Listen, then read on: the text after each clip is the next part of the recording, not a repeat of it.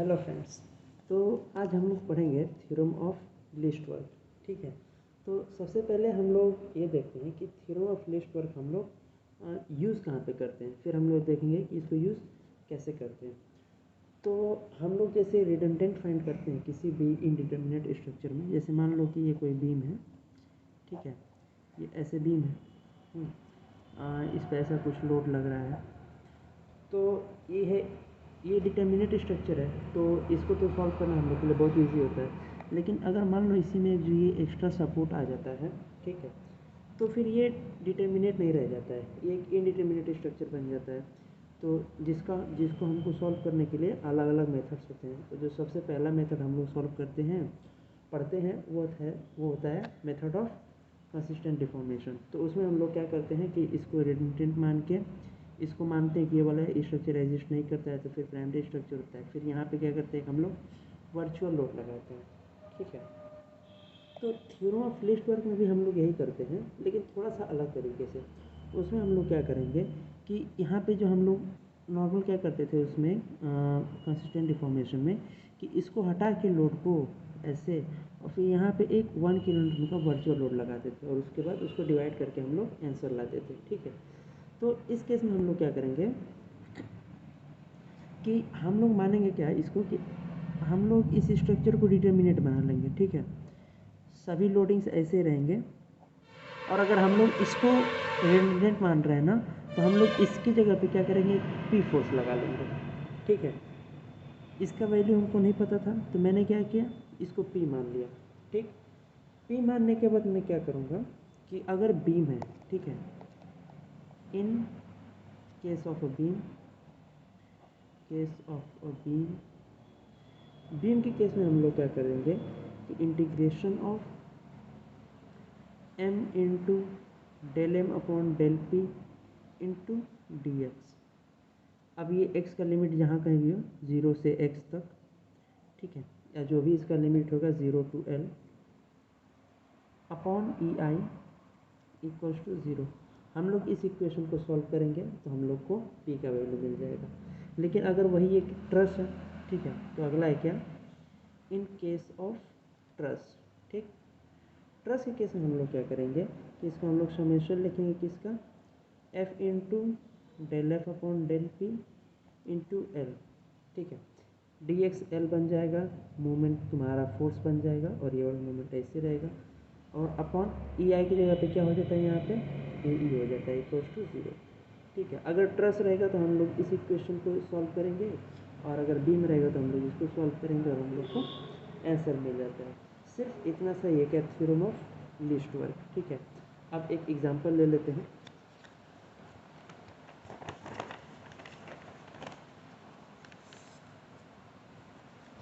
तो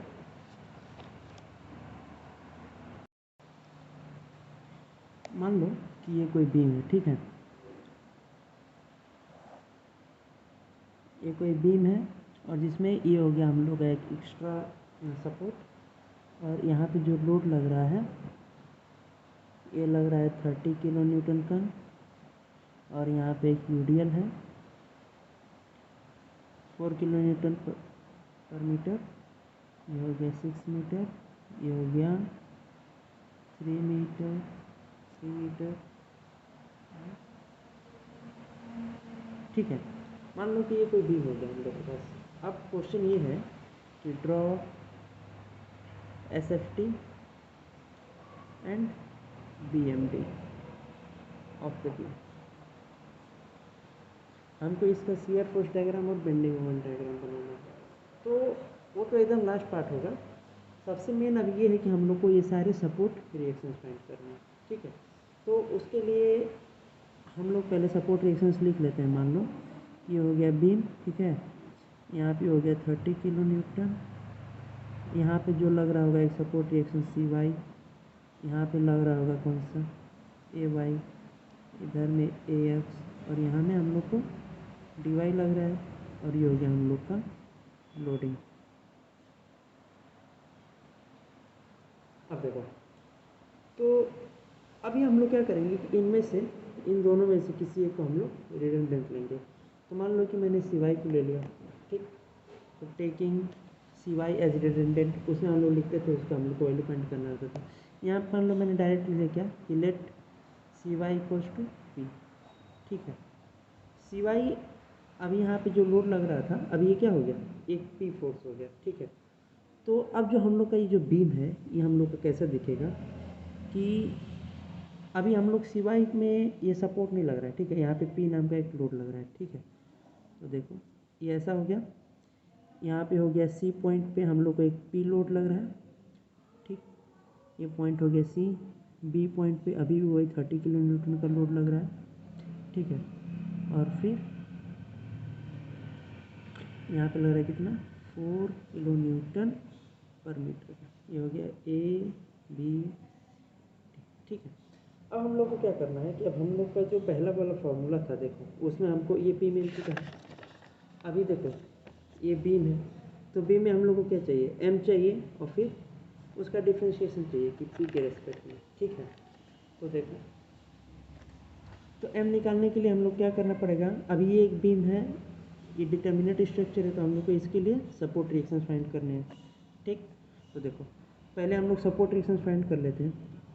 तो यहाँ पे जो सपोर्ट रिएक्शन आएगा ए वाई आएगा, और यहाँ पे कितना आएगा, डी वाई आएगा, ठीक।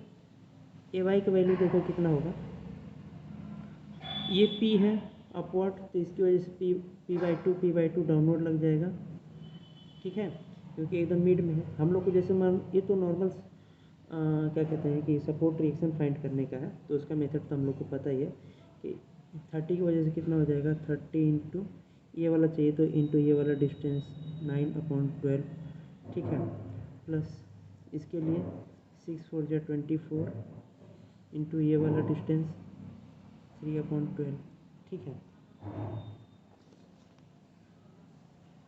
और ये डी वाई की वैल्यू कितनी हो जाएगी, डी वाई इक्वल्स टू हो जाएगा इस पी की वजह से, ये पी ऊपर है तो डाउनवर्ड में पी बाई टू आएगा, तो माइनस पी बाई टू हो गया, plus 30 into 3/12, 30 into 3/12 plus 24 into 9/12, ठीक। इसका वैल्यू कितना आ गया सॉल्व करके, 28.5 माइनस पी बाई टू, ठीक है। और ये कितना आ गया हम लोग का, ये हो गया ए वाई, और डी वाई कितना हो गया 25.5 माइनस पी बाई टू।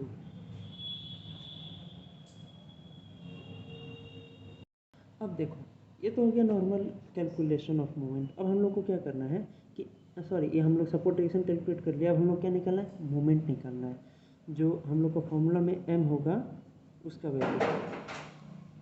तो देखो जैसे मान लो कि इसको हम लोगों को डिवाइड करें, तो एक पार्ट ये हो गया, एक पार्ट ये हो गया, और एक पार्ट ये वाला बीम हो गया। तो हम लोग अगर ए बी के लिए मोमेंट लिखना चाहते हैं, ठीक है, तो मान लो कि मैं ए बी के लिए मोमेंट का वैल्यू लिखना चाहता हूँ, तो देखो क्या होगा। तो हम लोग को क्या करना है कि एक ऐसा इक्वेशन देना है जो कि इस पार्ट में मोमेंट बता दे, ठीक है। तो हम लोग मान लेते कि अगर ओरिजिन हम लोग इसको लेते हैं जहाँ से हम लोग मोमेंट बताएंगे, तो मैं ओरिजिन ए ले लिया इसका, ठीक है, ओरिजिन ए ले लिया। तो अभी देखो मोमेंट कैसे होगा, ओरिजिन लेने का मतलब है कि यहाँ से यहाँ तक कोई डिस्टेंस एक्स ले लो, ठीक है, जो एक्स कहाँ से कहाँ तक वेरी करेगा, ए बी के अंदर ही वेरी करेगा, मतलब 0 से 3 तक वेरी करेगा, ठीक है। अब यहाँ पे हम लोग को मोमेंट लिखना है एक्स डिस्टेंस पे, यहाँ पे तो मोमेंट कितना आएगा, सिर्फ ए वाई तो इधर फोर्स लग रहा है, ए वाई इंटू एक्स, हम लोग को मोमेंट कितना आएगा, ए वाई इंटू एक्स आएगा, यानी कि ए वाई मल्टीप्लाई कर दो 28.5 x minus P by two x, ठीक है। ये कितना आ जाएगा 28.5 x minus P by two x, ठीक। ये हो गया ए बी। अगर मैं बी सी का मानता हूँ, तो इसका ओरिजिन मैं ए को ही ले लेता हूँ, हमको यहाँ से मोमेंट कैलकुलेट करना है, तो मैंने ओरिजिन ए ले लिया। अब देखो अगर मुझको इसमें मोमेंट निकालना है, तो अब मैं ये एक्स कहाँ से कहाँ तक होगा, ये एक्स जो है ना कि इसके बीच का एक पॉइंट कोई होगा, ये मान लिया, तो यहाँ से यहाँ तक का डिस्टेंस कितना हो गया, एक्स हो गया, ठीक। अब हमको इस पॉइंट में मोमेंट बताना है, तो इस पॉइंट में मोमेंट कैसे होगा, ए वाई इंटू एक्स और माइनस इस 30 इंटू ये वाला डिस्टेंस। तो बी सी में मोमेंट जो होगा कितना होगा, ए वाई इंटू एक्स, तो ठीक है, माइनस 30 इंटू ये वाला डिस्टेंस, ये वाला डिस्टेंस कितना होगा, ये पूरा x, इसमें से ये 3 माइनस कर लो, कितना आ जाएगा x माइनस 3, ठीक है। अब इसकी जो भी वैल्यू आएगी, अब मान लो कि वैसे हमको सी डी में मोमेंट निकालना है, ठीक है। तो देखो अभी इसके लिए मैं इसको अगर ओरिजिन लूँगा तो हमको कैसे लिखना पड़ेगा, अगर ओरिजिन ए रहेगा तो कैसे लिखना पड़ेगा, a y into x, x यहाँ से यहाँ तक का एक डिस्टेंस एक्स होगा, a y into x minus 30 into ये वाला डिस्टेंस एक्स माइनस 3, ठीक है। और उसके बाद फिर हमको ये वाला लोड और ये वाला लोड लिखना रहेगा। तो उतना को अवॉइड करने के लिए मैं क्या करूँगा कि मैं इसको ओरिजिन मान लूँगा, ठीक है। मैंने डी को ओरिजिन मान लिया सी डी पोर्शन के लिए। तो अभी कौन कौन सा वेट हम लोग को मोमेंट देगा, एक ये देगा और एक ये यूडीएल देगा। तो देख D Y into x, X कहाँ से कहाँ तक का ये डिस्टेंस हो जाएगा और लिमिट इसका 0 to 6 है ना, ये वाला डिस्टेंस, ये वाला लेंथ 6 है। तो देख ये कितना हो जाएगा, डी वाई इंटू एक्स हो गया, यहाँ पे जो मोमेंट होगा D Y into x minus W X square upon 2 होता है। तो डब्ल्यू है कितना हम लोग का 4, जो यहाँ पे लोड है, into X square upon 2 equals to D Y into x minus 2x square, ठीक। अब डी वाई इंटू एक्स का वैल्यू हम लोग यहाँ से लिख लेंगे, ठीक है। तो ये हो गया हम लोग का क्या, मोमेंट कैलकुलेशन। ये सारा किसका वैल्यूज़ है, एम का वैल्यूज़ है, ठीक है। तीनों के तीनों किसका वैल्यूज़ है, एम का वैल्यूज़ है। अब हम लोग इन तीनों को डिफ्रेंशिएट करेंगे तो हम लोग को क्या मिल जाएगा, del M upon del p मिल जाएगा। देखो जैसे कि यहाँ पे मैंने करके रखा है, ठीक। तो देखो segment A B B C और सी डी ये हम लोग का बीम था, ठीक है। मैंने यहाँ पे ए वाई और डी वाई कैलकुलेट किया है, ठीक। यहाँ पे ओरिजिन ले लिया। अब देखो अगर ओरिजिन यहाँ पे ए लिया है तो 0 से 3, इसके लिए ए अगर ओरिजिन है तो 3 to 6, ए से कितना डिस्टेंस है 3 मीटर to 6 मीटर। और वैसे अगर ये ओरिजिन है तो इसके लिए 0 to 6 हो गया, ठीक है। मोमेंट ये सारा वैल्यूज़ कैलकुलेट करके दिखाया है। अब ये जो मेन चीज़ है, तो अब हम लोग को क्या करना है, del M upon del P निकालना है, ठीक है। Del M upon del P निकालना है। तो अभी जैसे कि ये एक्स है, ठीक है। तो इस लोड का तो इस एक्स से कुछ लेना देना नहीं है, पी तो पी है। तो इसका मतलब क्या है कि ये जो चीज़ है ये पी के रेस्पेक्ट में तो कांस्टेंट है। तो इसका मतलब कि अगर मैं पी के साथ डिफ्रेंशिएट कर रहा हूँ तो ये डिफ्रेंशिएशन क्या हो जाएगा, 0 हो जाएगा, क्योंकि पी से इसका कोई रिलेशन नहीं है। तो वैसे ही ये डिफ्रेंशिएशन 0 हो गया, यहाँ पे -1/2x आ गया, क्योंकि पी के रेस्पेक्ट में डिफ्रेंशिएट किया है। वैसे ही अब देखो ये पूरा ये जो आया है 1.5 इंटू एक्स कॉन्स्टेंट ख़त्म, ये 90 कॉन्स्टेंट, इसका डिफ्रेंशिएशन 0 -0.5 एक्स बच गया। वैसे इसका डिफ्रेंशिएशन देखो, ये एक्स का टर्म है, इसका डिफ्रेंशिएशन नहीं होगा, ये भी एक्स का टर्म है, इसका डिफ्रेंशिएशन नहीं होगा। जहाँ पे पी रहेगा सिर्फ वो डिफ्रेंशिएट होगा, ठीक। तो यहाँ से क्या होगा हम लोग का, पी खत्म -x/2, ठीक है। तो इसका डिफ्रेंशिएशन ये आ गया। अब हम लोग को ये जो तीनों वैल्यूज़ पता है, तो अब हम लोग को क्या करना है कि इतना इतना इंटू डी एक्स को इंटीग्रेट करना है, कहाँ से कहाँ तक, 0 से 3 तक, ठीक है। तो देखिए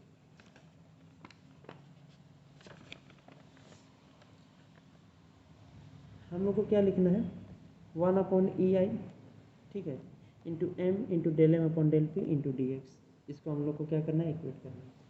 अभी देखो जो, अच्छा एक चीज़ मैंने स्टार्टिंग में बताना भूल गया था कि ये इसका जो मोमेंट ऑफ इनर्शिया है वो 3I है और इसका जो मोमेंट ऑफ इनर्शिया है वो I है, ठीक है।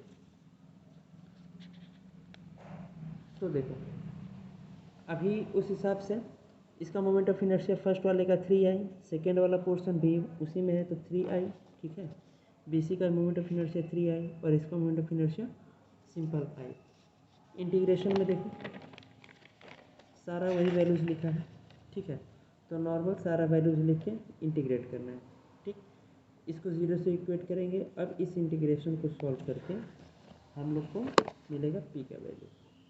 देखो यहाँ पे मैंने क्या किया है, सारा इंटीग्रेशन सॉल्व किया है, ठीक है। देखो यहाँ पे ये जो इंटीग्रेशन का ये जो वैल्यू आया है इसको मैंने फिर से यहाँ पे लिख के सॉल्व किया है। तो हम लोग का इंटीग्रेशन सॉल्व करने से पी का वैल्यू कितना आ गया, 34.3125। अभी इसको मैंने जो ए वाई का एक्सप्रेशन निकाला था पहले, जो हम लोग का ए वाई का ये वाला एक्सप्रेशन आया है, ए वाई को 28.5 - p/2, उसमें हम लोगों ने पुट किया, ठीक है, पी की वैल्यू। तो हम लोग को ए वाई आ गया, फिर हम लोग को dy आ गया। अब हम लोग सपोर्ट रिएक्शंस निकाल चुके हैं, तो अब हम लोग क्या कर सकते हैं, बेंडिंग मोमेंट डायग्राम आराम से बना सकते हैं। ठीक है, तो देखो अभी हम लोग जो है कि इसको हम लोग कैलकुलेट कर चुके हैं ये सारा टर्म्स। ठीक है, तो अभी देखो पहले हम लोग को कैसे कौन सा डायग्राम बनाना है, शियर फोर्स डायग्राम बनाना है। ठीक, शियर फोर्स डायग्राम कैसा होता है कि ये जितना फोर्स है ये वाला पॉजिटिव है, तो ये शियर फोर्स डायग्राम हो गया। फिर यहाँ से 30 किलो न्यूटन माइनस किया इसमें से 30, तो इतना वैल्यू आ गया। फिर इतना कांस्टेंट जाएगा। फिर यहाँ से 34.30 अपवर्ड है, इसको 34.30 अपवर्ड ले लिया। ठीक है, अब देखो अब यहाँ से यूडीएल आया है, मतलब ये कांस्टेंट डाउनवर्ड जाएगा।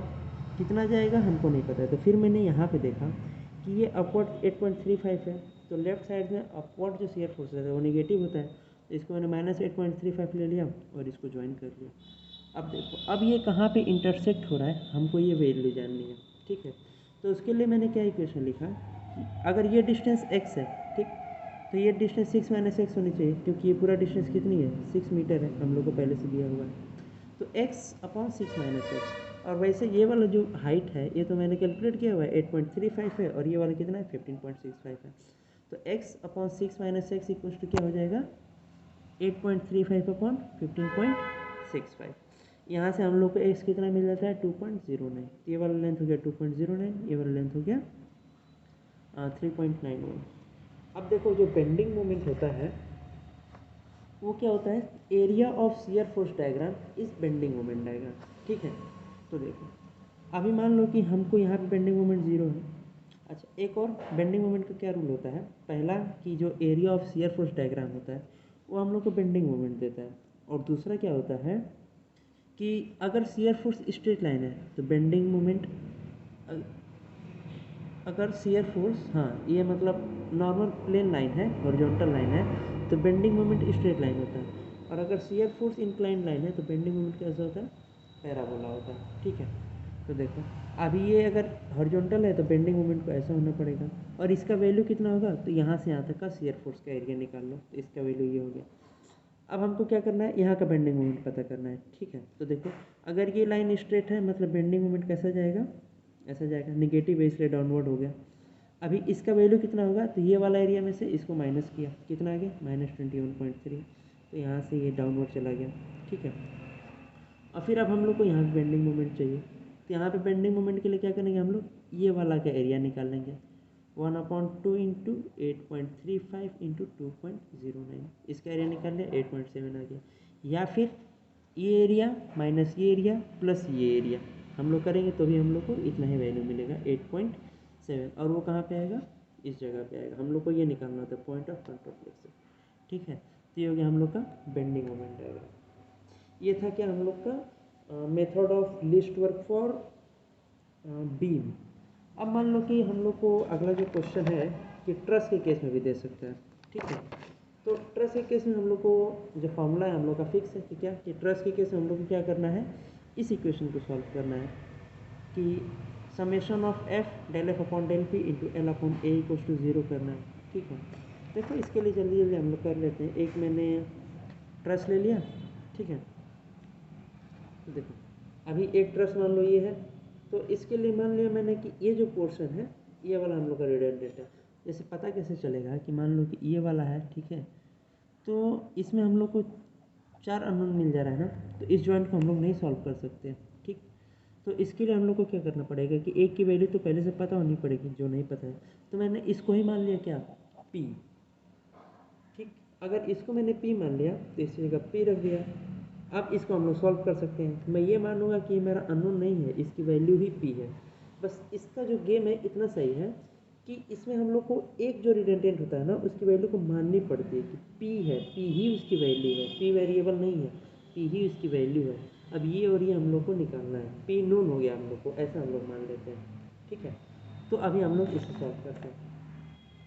तो देखो यहाँ पे देखो हम लोग को यहाँ पे मेथड ऑफ जॉइंट्स लगाना है, तो मैंने पहले क्या किया, समेशन ऑफ एफ वाई 0 किया। एफ वाई में देखो ये भी निगेटिव, ये भी निगेटिव, ये भी निगेटिव, तो माइनस पी हो गया। इसका देखो 3/5 एफ ए डी और 1/√2 एफ सी डी। यहाँ पे ये एफ सी डी होगा, एफ डी सी लिखा है, सेम ही है, तो तो minus P minus 3/5 F A D minus 1/√2 F C D equals to 0। ये हो गया एफ वाई इक्वल्स टू 0 का। और वैसे एफ एक्स के लिए करूँगा तो ये देखो एक्स डायरेक्शन में ये +20 है तो 20 प्लस हो गया, ठीक है। और ये देखो एफ ए डी निगेटिव है तो -4/5 एफ ए डी, और ये फिर से प्लस में है तो +1/√2 एफ सी डी, ठीक। तो ये हो गया हम लोग का 2 इक्वेशन। अब इन दोनों इक्वेशन को सॉल्व किया तो हम लोग को एफ ए डी का वैल्यू मिला और एफ सी डी का वैल्यू मिला। देखो हम लोग का जो एक्सप्रेशन आ रहा है उसमें पी लिखा है, इसका मतलब क्या है कि पी हम लोग को एक वैल्यू पता है, हम लोग ऐसा मान के चल रहे हैं, ठीक है। तो जिसको पी माने तो इन सब का आंसर क्या करो, पी के फॉर्म में निकालो, ठीक। अब हम लोग के पास वही है कि हम लोग को क्या क्या वैल्यूज़ निकालनी है, इन्हीं सबको जोड़ना है। तो हम लोग एक बार एफ लिखेंगे टेबल में, फिर ये लिखेंगे, फिर ये लिखेंगे, तीनों को मल्टीप्लाई करेंगे। देखो हर मेंबर के लिए करना है, मैंने A D B D C D तीनों मेंबर के लिए लिखना है। तो एक एल लिख लिया, फिर एफ लिख लिया, एफ हम लोग यहाँ पे कैलकुलेट किए ना, एफ लिख लिया। अब इसको डिफ्रेंशिएट किया पी के रिस्पेक्ट में, इसको लिख लिया, ठीक है। अब क्या किया, तीनों को मल्टीप्लाई किया, L F del F upon del P को मल्टीप्लाई किया तो ये आ गया, इसको मल्टीप्लाई किया तो ये आ गया, और इसको मल्टीप्लाई किया तो ये आ गया, इन तीनों को मल्टीप्लाई किया तो, ठीक। तो देखो अभी क्या करना है हम लोग को, जो समेशन है तो हम लोग को इन तीनों चीज़ों को जोड़ना है। अब इसमें हम लोग को एक बात का ध्यान रखना पड़ता है कि अगर एरिया, जैसे कि मान लो इन तीनों का एरिया अगर अलग अलग होता है, ठीक है, तो हम लोग यहाँ पे एक और कॉलम बनाते हैं ए ई का कॉलम, ठीक है। तो हम लोग को एरिया भी लिखना पड़ता है, फिर उसको भी डिवाइड करते हैं, लेकिन यहाँ तो एरिया तीनों को सेम दिया है तो हम लोग क्या करेंगे, नॉर्मली इसको ऐड कर लेंगे, ठीक। तो देखो देखो जो ये वाला वैल्यू है -25/7 इंटू ये 100/7 -5p/7 ये लिख लिया, प्लस 3p प्लस ये वाला वैल्यू, ठीक है। इसको इक्वल टू क्या कर दिया, 0 कर दिया। अभी देखो अगर ये ए ई है ना, सब में मैंने ए ई लिखा हुआ है, ए इसके नीचे भी है, इसके भी है, और इसके भी है और इसके भी है। अगर ये एरिया अलग अलग होता तो मैंने यहाँ पे ए ई लिखता, इसके नीचे अपॉन 2 ए ई, इसके नीचे अपॉन 3 ए ई, चाहे जितना भी है। लेकिन यहाँ पे क्या है, तीनों का ए सेम है तो कुछ भी चेंज करने की ज़रूरत नहीं है, सिंपल से ए इधर जाएगा ख़त्म। इसको इक्वेट करो, हम लोग को पी का वैल्यू कितना आ गया, 7.713, ठीक है। अब अगर ये हम लोग का पी हो गया तो पी मतलब हमने एफ बी डी को ही तो पी माना था, तो इसका मतलब क्या हो गया, जो एफ बी डी फोर्स है 7.713 किलो न्यूटन, ये हो गया टेंसाइल। अब एफ ए डी निकाल लो, इसमें ये हम लोग को एफ ए डी का एक्सप्रेशन मिला था, इसमें इसका वैल्यू पुट करो तो हम लोग को एफ ए डी आ जाएगा, और इसमें पुट करो तो हम लोग को एफ सी डी आ जाएगा। बस इतना ही करना था। तो यही था हम लोग का overall theorem of least work.